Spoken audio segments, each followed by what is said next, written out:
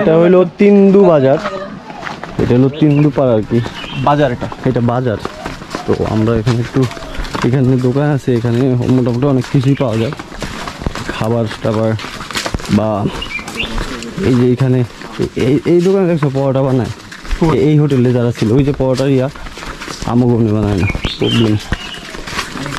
ওই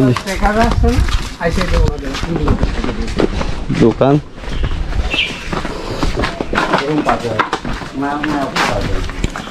এই জায়গাটা, বাজারের জায়গাটা সুন্দর, মাঝখানে জায়গা আছে, গ্রামীণ ঐতিহ্য আছে।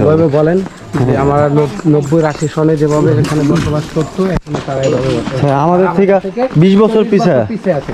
20 বছর কম করে 40 বছর। হ্যাঁ, আমাদের থেকে 40 বছর মতো পিছিয়ে। এই যে সুন্দর মাঠ, নারকেল গাছ আছে, ডাব খাওয়া যায় না।